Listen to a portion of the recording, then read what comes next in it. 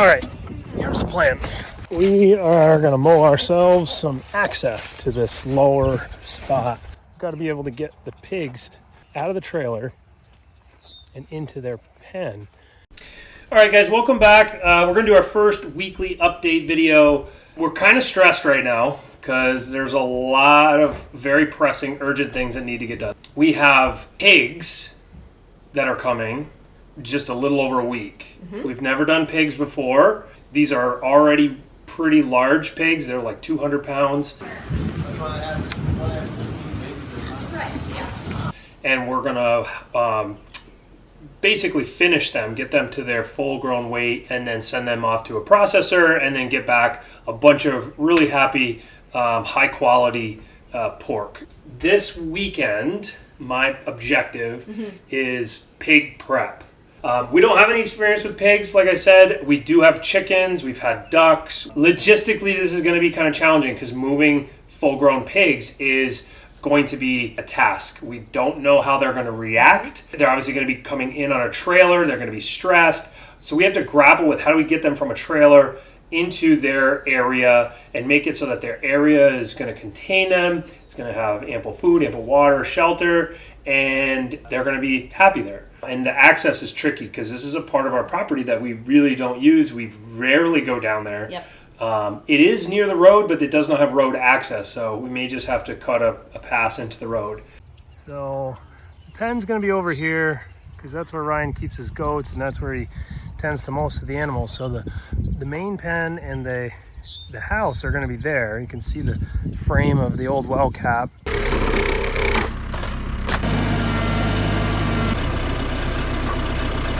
And the roof for it, that's going to be where they live. Food and water nearby. Get some sort of lane that goes from that all the way down to the road so that when they arrive, we can get them back here.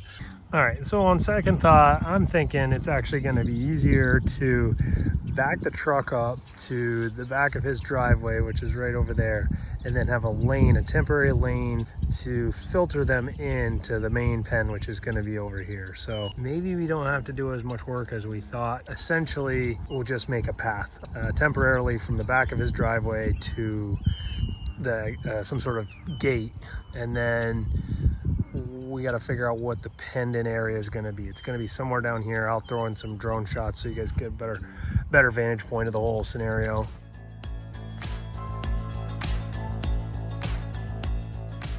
So this is a drone shot of the lower property where we're going to have the pigs. We have the pond.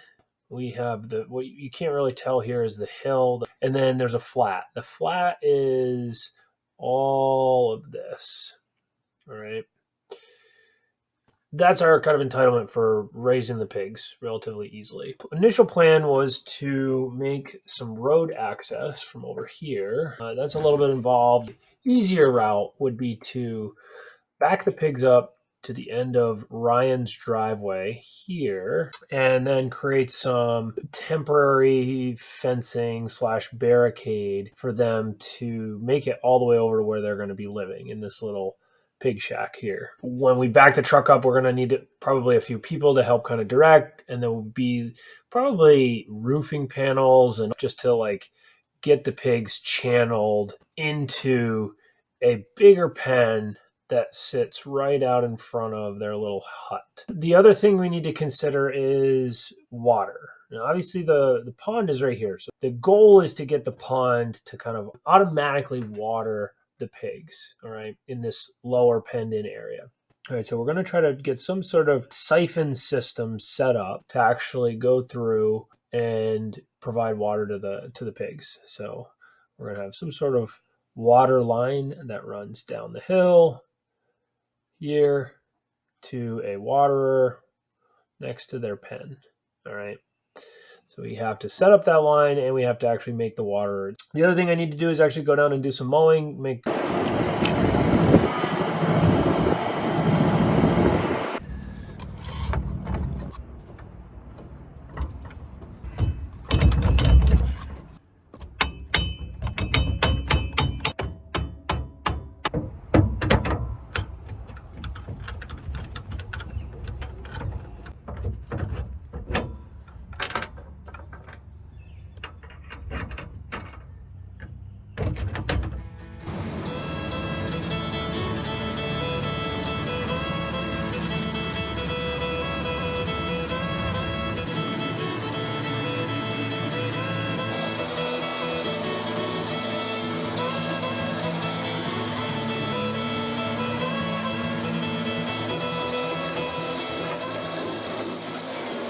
We're going to be making a waterer, an Everflow waterer that allows us to not have to routinely go out and water them every day. We're going to hopefully be doing a feeder that is, it's going to maybe be semi-temporary. The feeder, eventually I think we want a big hopper that we only fill up once every few weeks, kind of like with our chickens. For now, may just be something that gets food thrown out in it on a daily basis. Yeah.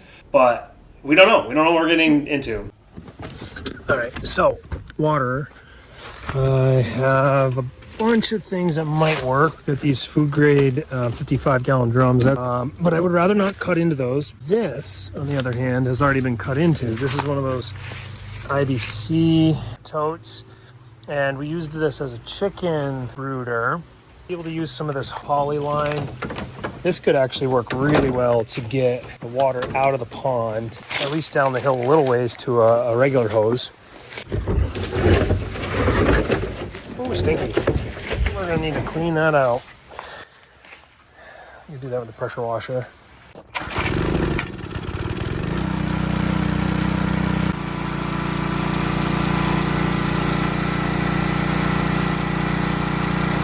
I think what's going to happen here is we're going to end up cutting an opening here so the pigs can kind of stick their head in, get a drink. There's going to be a float valve that automatically refills it up to the right level, and that will be siphon fed from the pond down the hill into a hose that'll come in to a float valve, and that'll fill up to the right level, and then the pigs will be able to stick their head in here, and this will butt up to the fence so that they can't actually like bump into it. They can only stick their heads into it, and hopefully that'll equate to a pretty good setup in the long run. So back at it Saturday morning. I'm gonna do some work on this waterer. Got it cleaned out. What we're gonna do is just cut a little window here for the pigs to stick their head in.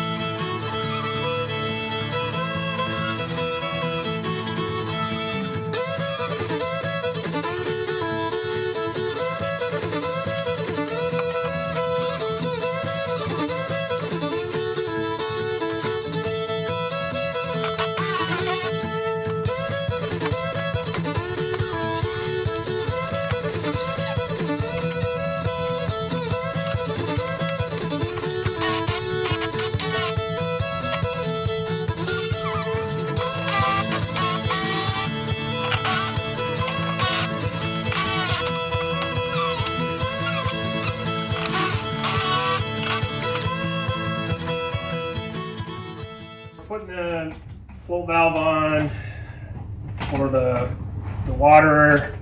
Actually working on that kind of nicely. We got this from Tractor Supply. It's going to dictate the level of the water. Got a couple of hose adapters. Hose will come down the hill in the waterer and hopefully not leak and hopefully maintain siphon. Yeah, short and sweet.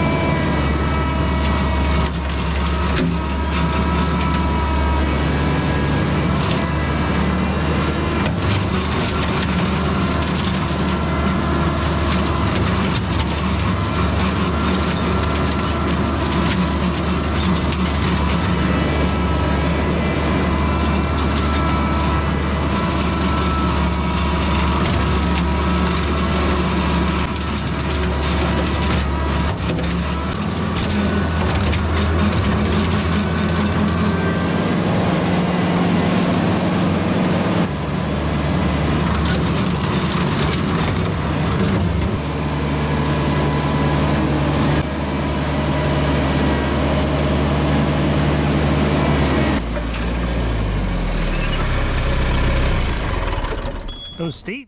All right, before we go any further, I just want to do a quick overview of the components of our siphon-fed pond watering system. the components here will help kind of understand the next few videos. So the main objective is to install this black poly line. All right, the black poly line is going to suck water out of the pond and deliver it down to a valve at the base of the hill and ultimately into the water. The black poly pipe is going to be held in the pond by this anchor buoy system. There's an anchor that's going to locate the end of the pipe and make sure it doesn't move around within the pond. The buoy will help keep it up out of the sediment and any potential weeds. And then the line ballast will actually make sure that it doesn't pop out of the water. Okay, so those three components will allow this, hopefully the end of this pipe to always stay submerged regardless of the water level, and ideally keep it out of any sediment. So on the inlet, there is a check valve that prevents the water once it's siphoned into the line from flowing backwards into the pond.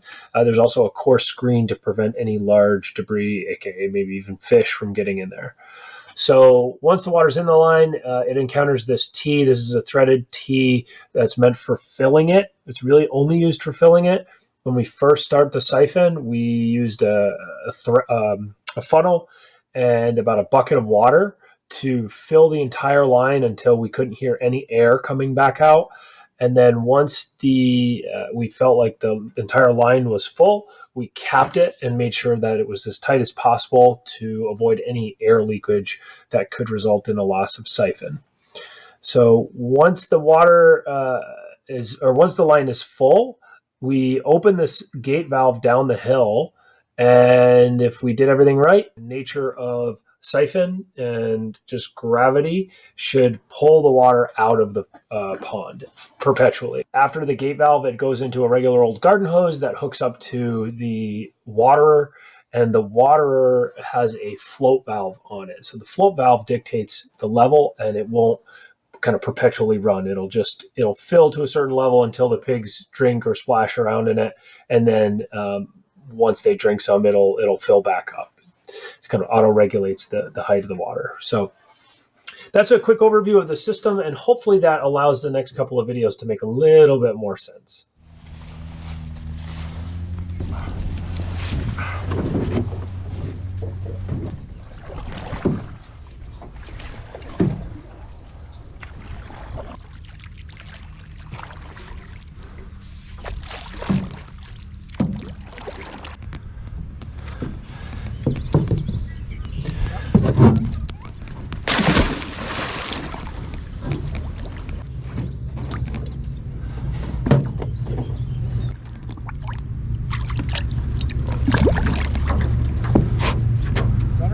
Yeah.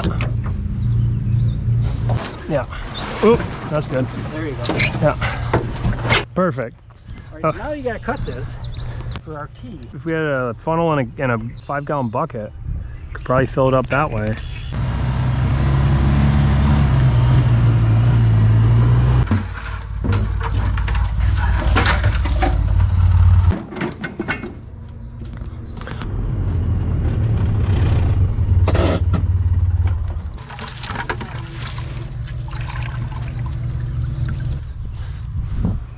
That baby in.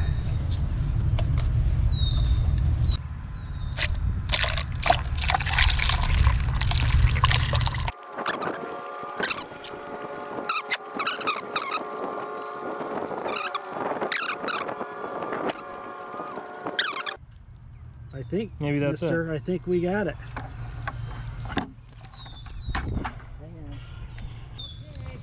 Okay, fingers crossed.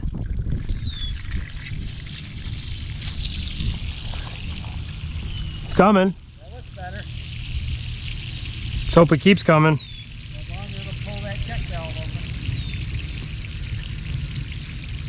Yeah, it'll be better too when I get the hose hooked up, right? Because it'll pull more.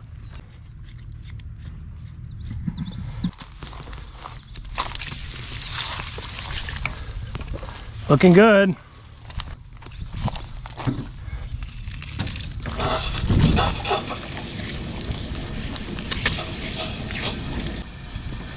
It's filling.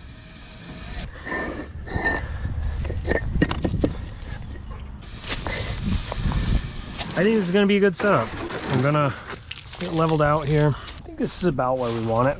at least for now.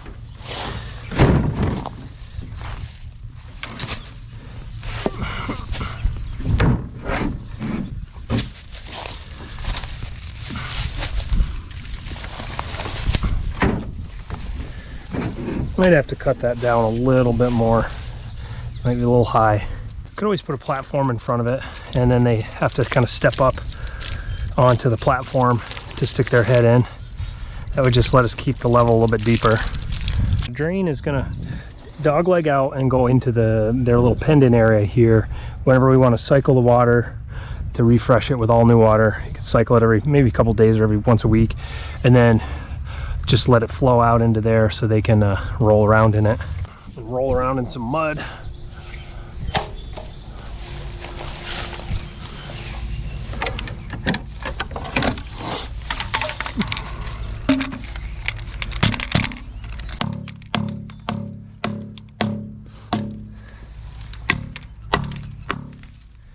Yeah, okay.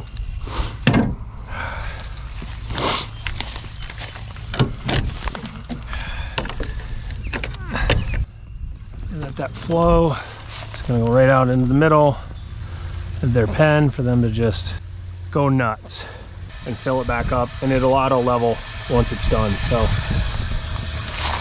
I think this is going to be a good system, but you never know. It's hard to tell with things like this. They're good in theory and on paper, but once you start using them and once pigs start bumping into everything, and you never know. Once the weather hits it, and just time will tell. So we're going to our friend's farm who has pigs that we're gonna hopefully get next week, and we're going because we don't really know what we're doing, what to do. Yeah, I don't feel comfortable going without Karen seeing what we're getting into, because these pigs are enormous, but they're not full grown. They're 2 to 210 pounds, 200 to 210 pounds, and in order to be slaughtered they should be about 280. That's what we've been told. We're gonna go check it out again, mostly in regards to the fencing requirements, because we got the water under control. The feeder I'm less concerned about, because worst case scenario we can just have a little box, a little wooden box on the ground that we throw stuff into. The fencing is more mission critical because we got to be able to contain them. And I've been wrestling with this hot wire design. The hot wire is good in theory, but it's really sensitive to, is it set up appropriately? Are you grounding out anywhere? Did something get bumped? And just there are like a lot more unknowns that could come into play with the hot wire. The hot wire and physical fence combo to me is the best approach, at least initially.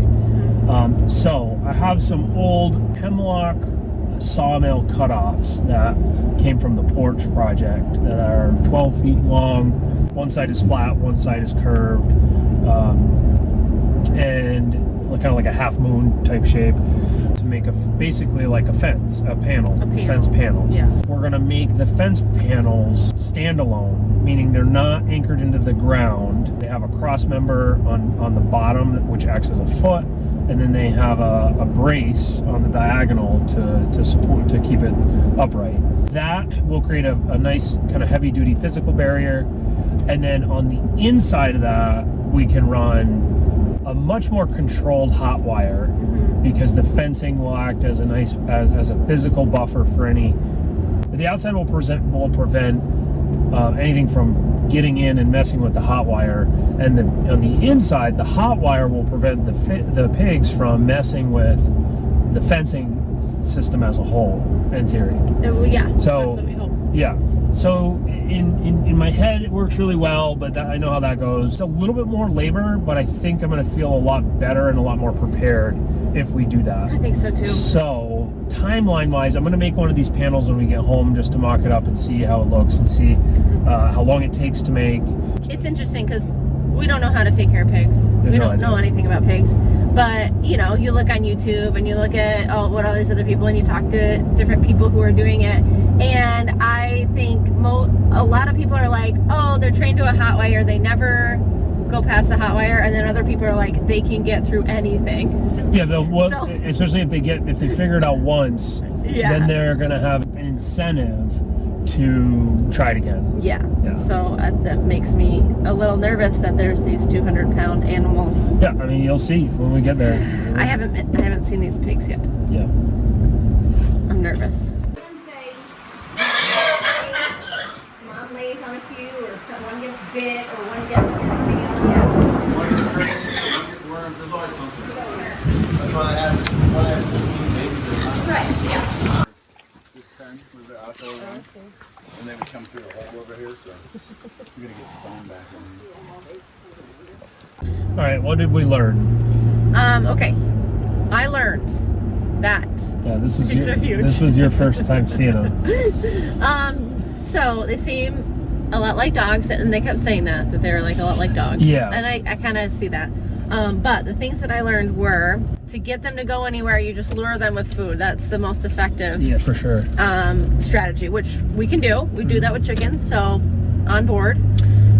The biggest thing I learned was that when you're, if they can't see through it, they won't necessarily try to go through it, right? So visual barriers are going to help them, especially when we're trying to get them off the trailer, which he said is going to be hard because they're going to be like wound they're up. Not going to want to come out. We're just going to line the lane with barriers, right? Yeah. Gates, people. well, yeah, probably mostly like roofing panels, Plywood. She said even cardboard. Okay, so what else did you learn? They had water to the food, which helps them just not waste a lot of food. Oh, but I yeah. think that's a good because it keeps the food kind of together. And then they said don't really worry about if they get out because they're just going to look for food, and if they know where food is, then they're going to come back to where food is. As long as that doesn't happen in like the first day or two when they don't really know where they are and they haven't established a home base yet, you know. Oh, and the other thing I learned was that, and we've heard this before, but they like to get under things. They like to root under things. So we really need to make sure that the things that we do have on the ground are heavy enough that they're not like trying to. Yeah, like the water is substantial. Yeah. That's like several hundred pounds. Yeah. I don't think they're gonna be able to move that, let alone even get under it because it's just so big. Yeah, so I think that visit just reassured me about spending more time on fencing and less time on the feeder. Yeah. Because worst case scenario, we're just dumping food with the wet food over the edge and onto the ground because they're just eating it off the ground. Yeah. And if it's wet, they're more likely to eat it all. If it's dry, it seemed like they said the pigs are likely to waste. So they just leave it. The chickens do the same thing. Yeah, the same thing with the chickens.